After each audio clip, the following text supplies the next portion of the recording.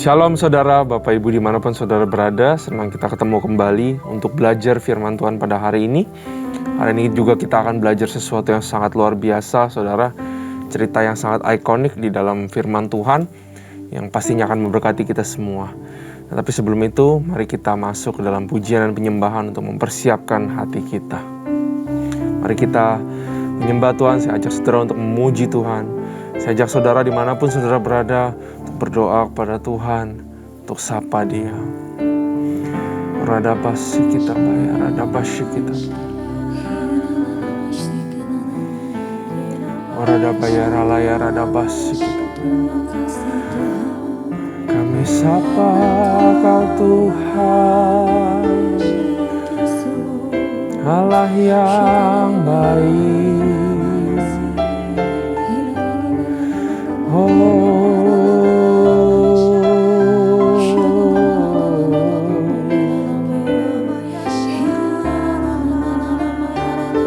Baik Tuhan, kami mau menghampiri-Mu, kami datang ya Tuhan.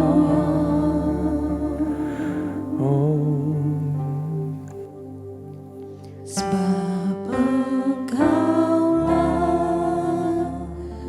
Tuhan yang Maha Tinggi, Kau dimuliakan atas segala alam. Sebab Engkaulah Tuhan yang Maha Tinggi,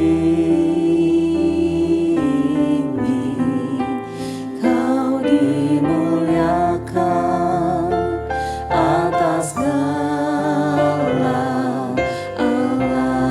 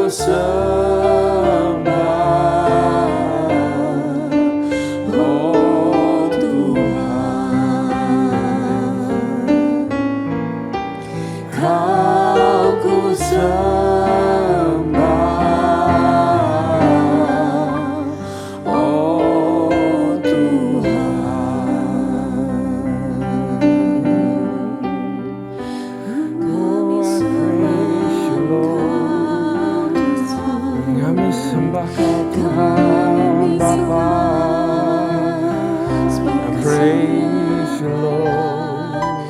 Haleluya. Besar ajaib perbuatan-Mu, besar kuasa-Mu Tuhan. Ya Radabasi, ya Radaba, ya Rala, ya Radaba, ya Radabasi. Kau baik, Kau ajaib, Kau heran Tuhan. And I thank you. Kami bersyukur buat-Mu Tuhan.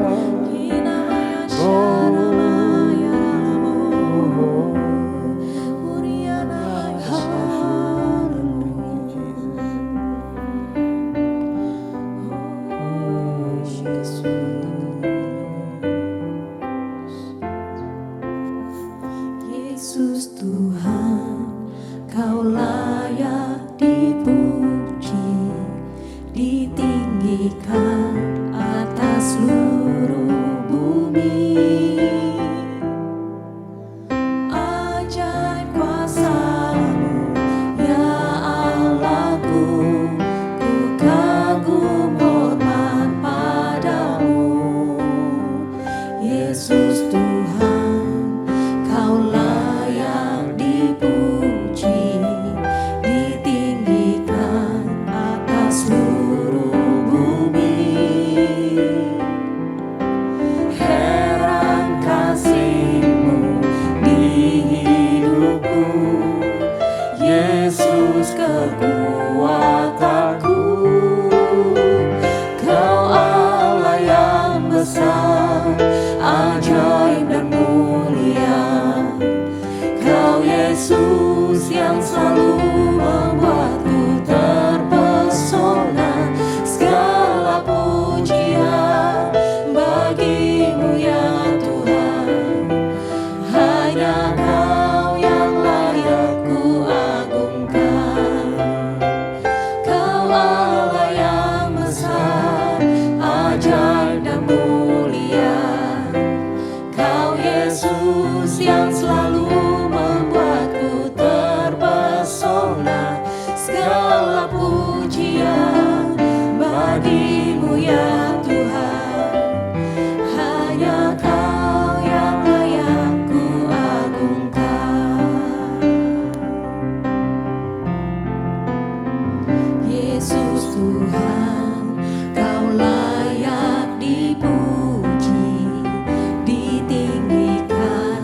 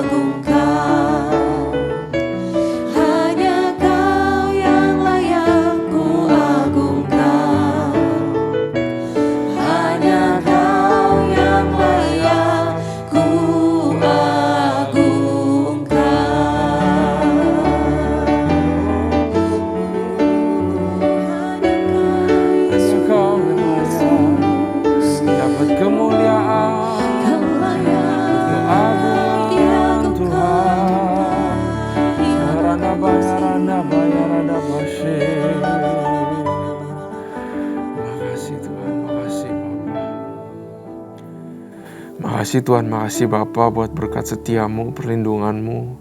Bersyukur Tuhan, bahwa Kau selalu menyertai kami, Kau selalu menolong kami. Apa yang kami nikmati, apa yang kami punya, semua karena kebaikan-Mu, semua karena kasih kemurahan-Mu Tuhan. Kami bersyukur Tuhan buat hidup ini Tuhan. Kami bersyukur buat orang-orang di sekeliling kami. Kami bersyukur Tuhan buat gereja-gereja kami ya Tuhan. Bapa, sebentar kami mau belajar firman-Mu. Berkati hamba-Mu. Berikan urapan yang baru. Biar boleh ada kata-kata yang baru keluar daripada lidah bibir hamba-Mu. Lindungi hamba-Mu di balik salib-Mu. Berdoa biar semua yang mendengar boleh mengerti. Mendapatkan understanding yang hanya datang daripada-Mu ya Roh Kudus. Terima kasih Tuhan. Kami siap untuk belajar hanya di dalam nama Tuhan Yesus Kristus. Haleluya. Amin. Shalom saudara. Salam sukacita sekali lagi. Mari kita buka firman Tuhan yang kita belajar hari ini di pasal 1 Samuel pasal yang ke-25. Ya, kita buka.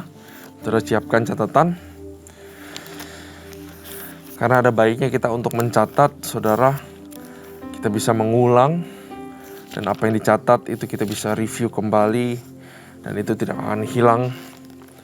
Firmannya mungkin atau artinya tidak relevan pada keadaan kita. Mungkin aja itu bisa terjadi saudara.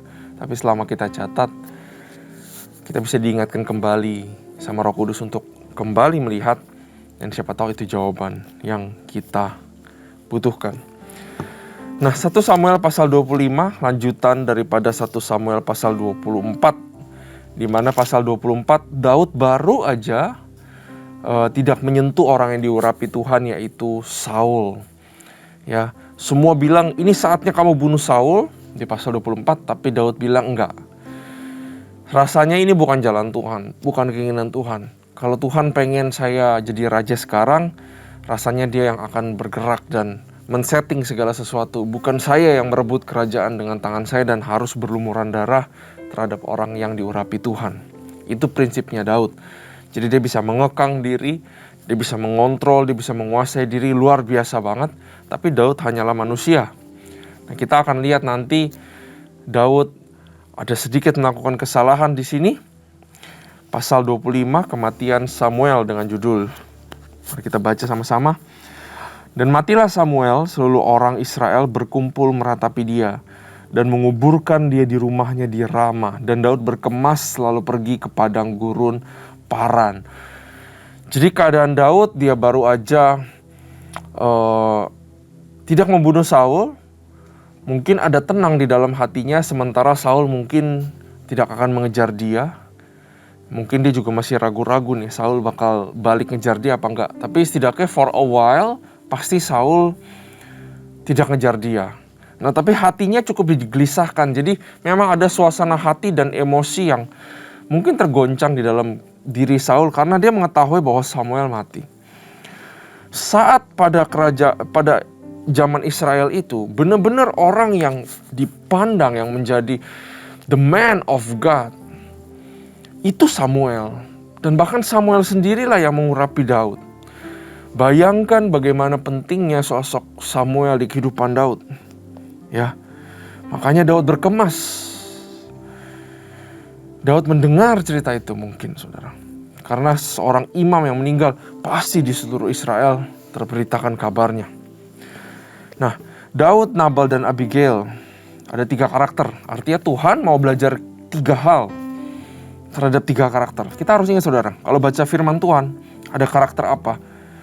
There must be a life lessons yang kita bisa belajar dari karakter tersebut. There must be a life lessons yang kita bisa belajar dari situasi yang diciptakan dari 3 orang tersebut. Ayat 2. Ketika itu ada seorang laki-laki di Maon yang mempunyai perusahaan di Karmel. Orang itu sangat kaya, ia mempunyai 3.000 ekor domba dan 1.000 ekor kambing. Itu banyak banget loh saudara, 3.000 ekor domba dan 1.000 ekor kambing. Saudara bayangkan berapa banyak kekayaan dan anak buah yang dia punya. Nama orang itu Nabal dan istrinya Abigail. Nabal itu artinya full atau bodoh. Jadi sangat mengagetkan buat saya seorang ibu melahirkan seorang bayi laki-laki dan dinamain si bodoh. Ya, ada perdebatan antara para teologi bahwa Nabal bukan nama aslinya, tapi karena memang orangnya bodoh dan keras kepala, maka nickname-nya adalah si bodoh, si bebal, si keras kepala atau Nabal. Tapi kita nggak tahu, saudara. Nah, dia punya istri Abigail, perempuan yang bijak dan cantik, tetapi laki-laki itu kasar dan jahat kelakuannya. Ia seorang keturunan Kaleb. Jadi Nabal dan Abigail adalah Beauty and the Beast, saudara. Ketika didengar Daud di padang gurun bahwa Nabal sedang menggunting bulu dombanya, maka Daud menyuruh 10 orang kepada orang-orang itu berkata, "Pergilah ke Karmel dan temuilah Nabal.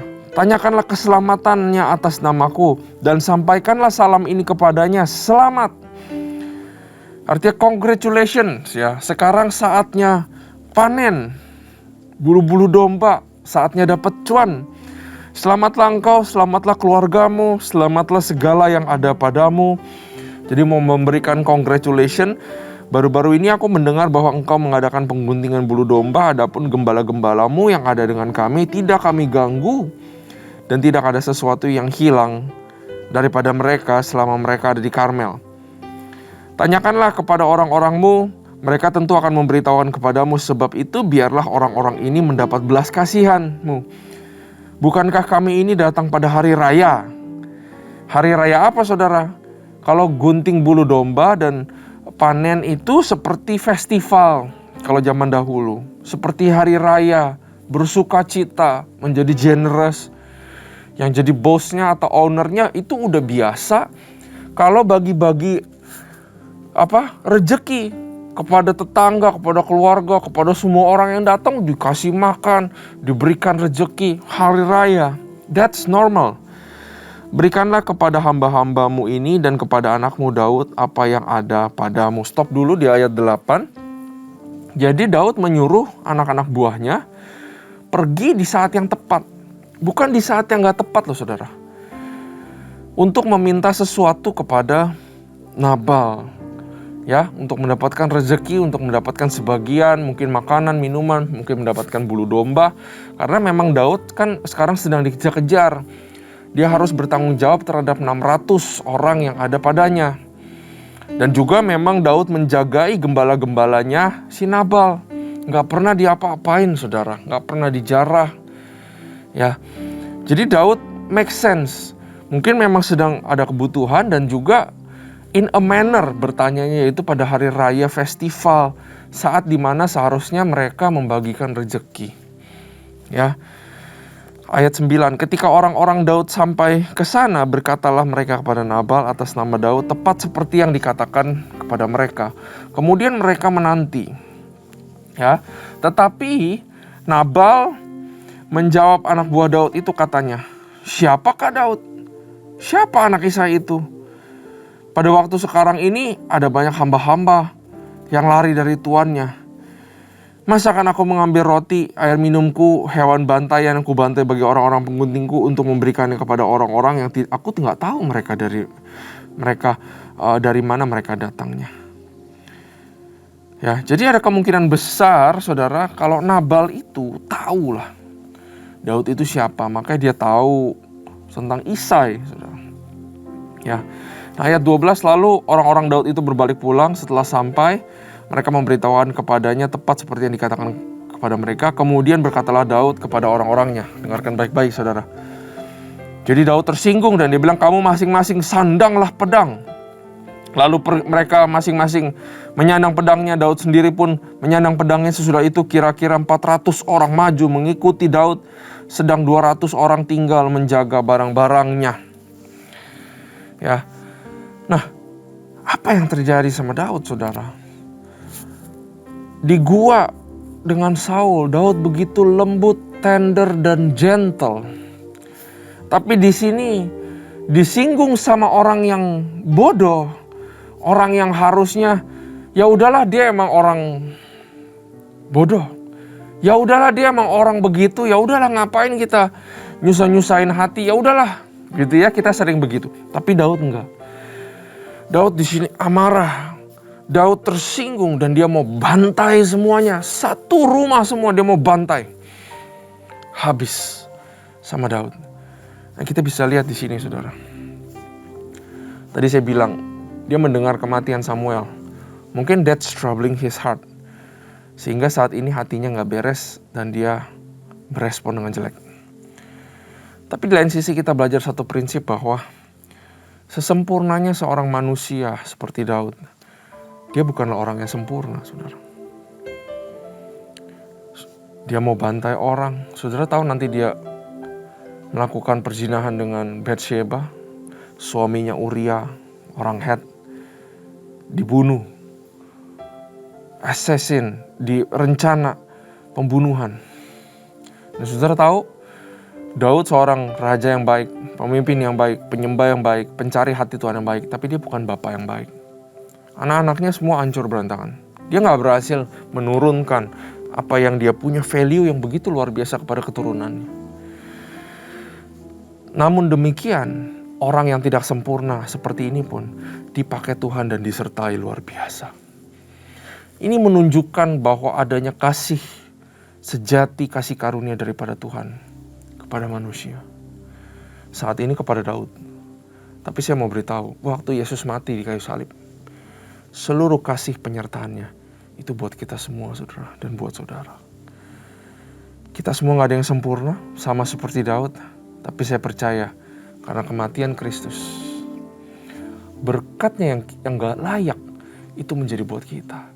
Penyertaannya yang harusnya tidak bisa bersatu dengan kita karena kita orang berdosa, mendekat kepada kita. Roh Tuhan yang begitu kudus, terpisah dari segala sesuatu, apalagi dari segala sesuatu yang bernoda dan berdosa. Karena kematian Kristus, dia masuk dan tinggal di dalam kita. Saudara adalah orang-orang yang dipakai Tuhan, disertai Tuhan, ditolong Tuhan, dikasihi Tuhan, dicintai. Saudara adalah kesayangan Tuhan. Amin. Ya, gak ada yang sempurna, tapi kasihnya yang sempurna menyempurnakan kita. Lanjut baca ayat 14. Tetapi Abigail, istri Nabal, telah diberitahukan oleh salah seorang bujangnya. Katanya, ketahuilah, Daud menyuruh orang ini dari padang gurun untuk memberikan salam kepada Tuhan kita, tetapi ia memaki-maki mereka. Nah, beritanya itu nyampe kepada si Abigail, ya saudara. Padahal orang-orang itu sangat baik kepada kami. Mereka tidak mengganggu kami dan kami tidak kehilangan apa-apa selama kami lalu lalang dekat mereka ketika kami ada di ladang. Orang-orang Daud atau mereka itu seperti pagar tembok mengelilingi kami siang dan malam selama kami menggembalakan domba-domba di dekat mereka. Betul ternyata bahwa Daud itu justru melindungi gembala-gembalanya Nabal. Ayat 17, oleh sebab itu pikirkanlah dan pertimbangkanlah apa yang harus kau perbuat, sebab telah diputuskan bahwa celaka akan didatangkan kepada Tuhan kita dan kepada seisi rumahnya. Dan ia seorang yang dursila atau seorang yang bodoh bebal, sehingga orang tidak dapat berbicara dengan dia. Lihat, nggak mau ngomong apa ke Nabal tuh nggak bisa, sampai semua anak buahnya udah tahu. Mungkin itu kenapa itu nickname Nabal, saudara. Lalu segeralah Abigail mengambil 200 roti, 2 buyung anggur, 5 domba yang telah diolah, 5 sukat berti gandum, 100 buah kue kismis, dan 200 kue ara, dimuatnya semuanya ke atas keledai. Lalu berkatalah kepada bujang-bujangnya, berjalanlah mendahului aku segera menyusul kamu. Tetapi Nabal suaminya tidak diberitahukannya. Jadi Abigail, kelihatan bahwa Abigail adalah seorang perempuan yang sangat pintar, mengerti yang namanya diplomasi, dan segera dia mengambil barang-barang untuk ngejar Daud dan pengen berikan kepada dia dan pengen meminta perdamaian. Sedangkan Nabal yang nggak mau tahu, gitu, ya. Saya nggak ngerti kenapa Abigail bisa menikah dengan Nabal, saudara. Tapi satu hal yang pasti, marilah kita mencari pasangan hidup juga yang sepadan. Kalau pasangan hidup tidak sepadan, saudara, maka akan terjadi masalah-masalah yang seharusnya bisa dihindari, betul? Ayat 20. Ketika perempuan itu datang dengan menunggang keledainya, turun dengan terlindung oleh gunung, tampaklah Daud dan orang-orangnya turun ke arahnya. Dan perempuan itu bertemu dengan mereka. Daud tadinya telah berkata, sia-sia aku melindungi segala kepunyaan orang ini si Nabal di padang gurun, sehingga gak ada sesuatu pun yang hilang dari segala kepunyaannya. Ia membalas kebaikanku dengan kejahatanku. Sumpahnya Daud kayak begini, beginilah kiranya Allah menghukum Daud, bahkan lebih lagi daripada itu. Jika ku tinggalkan hidup sampai pagi seorang laki-laki saja pun dari semua yang ada padanya. Artinya apa? Saya harus bantai. Kalau ada satu aja yang tertinggal, biar Tuhan menghukum aku gila-gilaan juga gak apa-apa. Udah saking tekadnya mau bunuh orang. Lagi-lagi saya masih lagi teringat saudara, Daud yang begitu tender berlutut di depan Saul. Orang yang ngejahatin dia. Tapi orang yang baru menyinggung sedikit saja mau dihabisin satu rumah. Sedikit lagi dia mau menjadi seperti Saul yang menghabisi orang satu kota. Nob itu saudara. Ayat 23. Ketika Abigail melihat Daud, segeralah ia turun dari atas keledainya, lalu sujud menyembah di depan Daud dengan mukanya sampai ke tanah. Perhatikan baik-baik saudara, ayat 23. Dia teringat gambaran waktu dia sendiri berlutut ke tanah, meminta ampun atau menyelesaikan salah paham dengan Saul. Dari sini saudara, saya sudah yakin bahwa sudah ada terang sedikit masuk dalam hati Daud. Ayat 24. Ia sujud pada kaki Daud serta berkata, aku sajalah ya Tuhan, ya Tuanku yang menanggung kesalahan itu. Izinkanlah hambamu ini berbicara kepadamu dan dengarkanlah perkataan hambamu ini.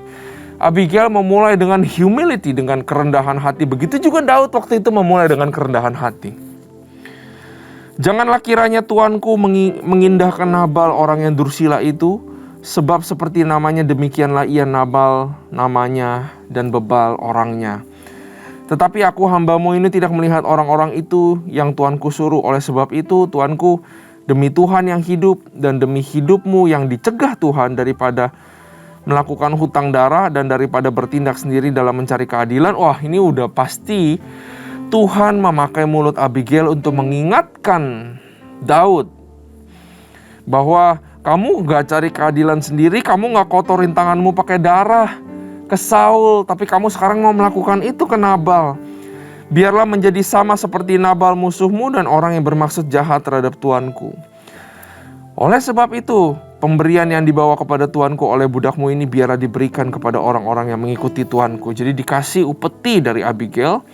Lalu dia bilang, ampunilah kira-kiranya kecerobohan hambamu ini, sebab pastilah Tuhan akan membangun bagi Tuhanku keturunan yang teguh, karena Tuanku ini melakukan perang Tuhan, dan tidak ada yang jahat terhadap padamu selama hidupmu.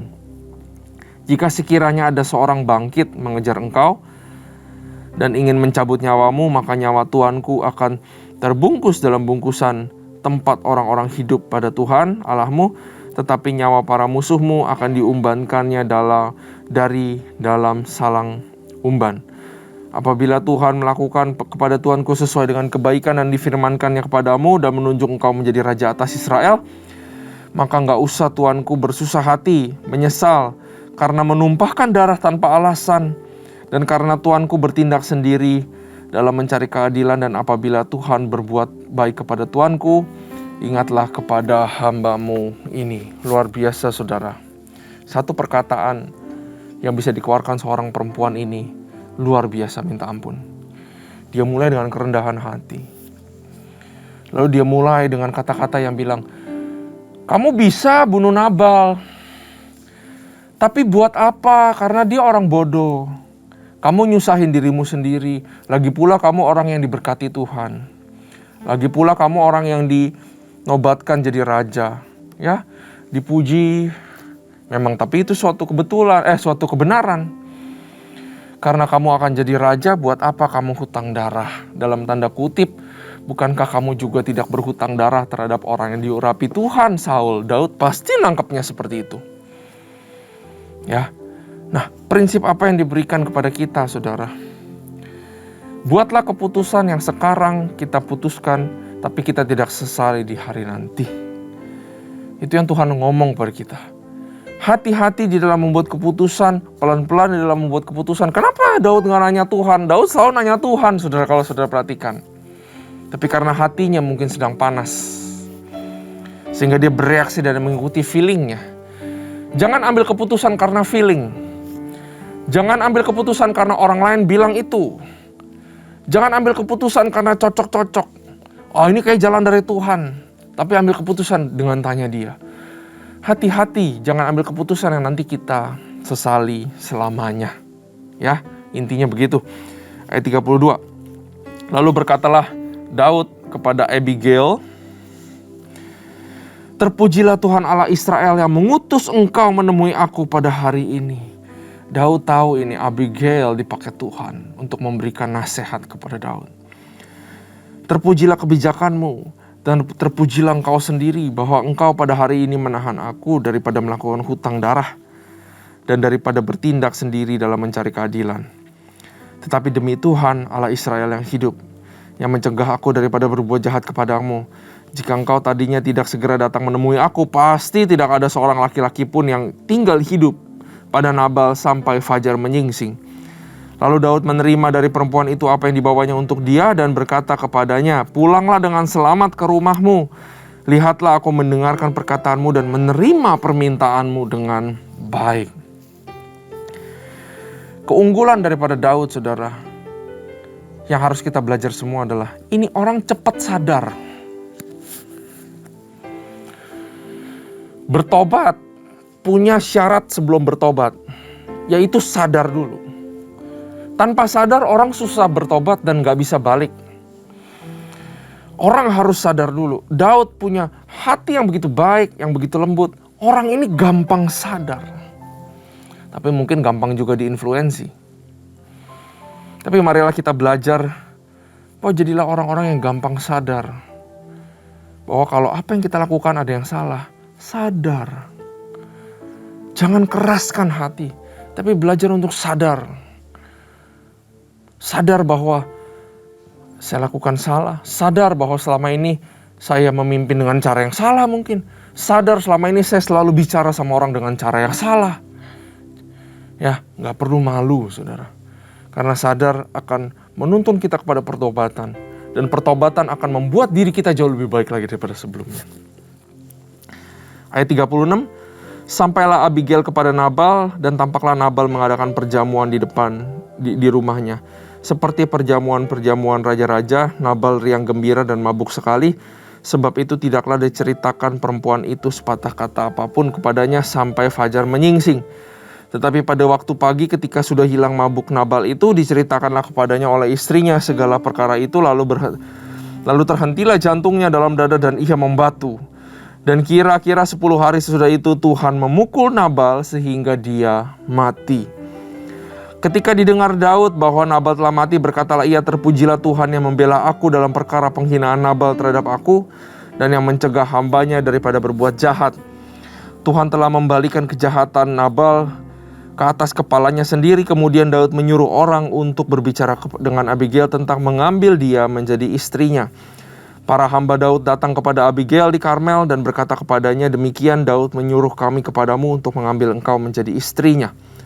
Lalu bangkitlah perempuan itu sendiri, sujudlah ia menyembah dengan muka ke tanah sambil berkata, "Sesungguhnya hambamu ini ingin menjadi budak yang membasuh kaki para hamba Tuanku itu." Kemudian berkemaslah Abigail dengan segera. Ia menunggang keledainya dengan diiringi 5 orang pelayan perempuan. Ia mengikuti suruhan Daud itu dan menjadi istri Daud. Juga Ahinoam dari Yizreel telah diambil Daud menjadi istrinya. Kedua perempuan itu menjadi istrinya. Tetapi Saul telah memberikan Mikal, anak perempuan istri Daud, kepada Palti bin Lais yang dari Galim itu. Nah, saudara, kita belajar dari Nabal, jangan menjadi orang yang bebal, yang gak bisa dinasehati dan gak bisa ngomongin. Kita juga belajar dari Nabal tentang hospitality. Janganlah kita menolak kalau kita bisa melakukan hospitality kepada orang, yaitu memberi sebagian besar atau sebagian kecil rezeki dari apa yang kita punya. Dan janganlah kita lupa untuk menjadi host yang baik saat seorang berkunjung, contohnya kepada rumah kita atau kepada teritori kita, saudara. Ya, kita juga belajar bahwa Nabal orang yang gak pikir panjang. Dia main aja ngomong kayak begitu. Kadang-kadang kita juga gak pikir panjang, main aja ceplos, main aja ngomong. Tapi marilah kita tahan mulut kita terlebih dahulu dan pikir panjang dulu. Kalau saya ngomong ini, itu bagaimana runtutan-runtutan kejadian yang akan terjadi. Kita belajar dari Abigail, seorang yang penuh wisdom, seorang yang penuh diplomatis. Karena itu janganlah kita berhenti menimba ilmu, terutama pada para perempuan juga. Ya, karena Abigail adalah perempuan dan tentu buat laki-laki juga jangan pernah kita berhenti menimba ilmu. Karena kita nggak tahu apa yang dipelajari sama Abigail, tapi saya tahu dia pasti belajar sesuatu sehingga dia ngerti yang namanya diplomasi. Ya, dan begitu punya wisdom, saudara. Belajar juga kerendahan hati dari Abigail, dan yang paling penting, saudara, belajar keberaniannya dia.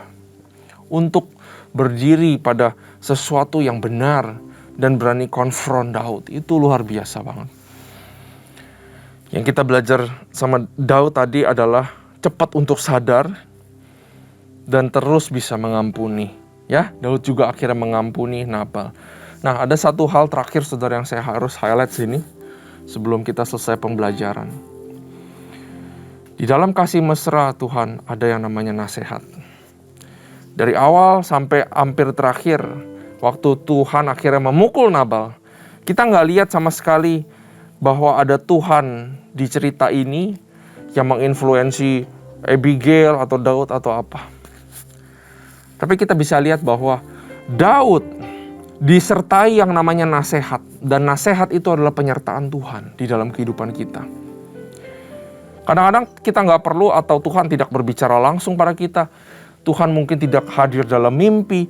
Tuhan tidak utus hamba Tuhan untuk tiba-tiba ngomong, oh saya mau bernubuat buat kamu. No.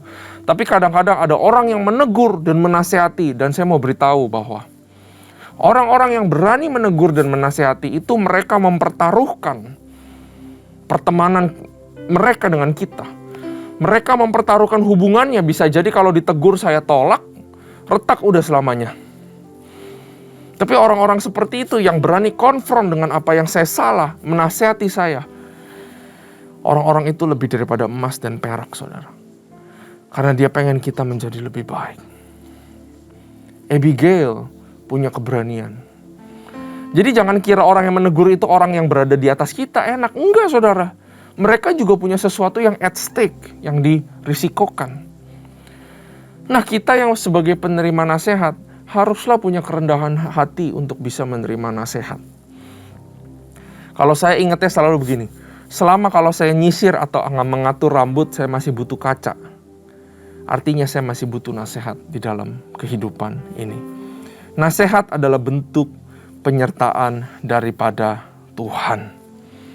Ya, marilah kita berjalan dalam kehidupan untuk aktif mencari nasihat, justru mendekatkan orang-orang yang berani menasihati kita. Ya, mari kita tundukkan kepala. Tuhan, terima kasih buat firman-Mu. Kami sungguh belajar hal yang begitu banyak, Tuhan. Kami percaya, Tuhan, semua rema yang Kau berikan, pengertian yang Kau berikan pada hari ini, semua untuk kebaikan kami, ya Tuhan. Hamba-Mu berdoa, biar kami semua boleh bertumbuh lewat firman ini yang sangat luar biasa sekali, Tuhan. Dan kami menantikan untuk Kau berikan terus pengertian dan penerangan, Tuhan. Pencerahan atas firman-Mu.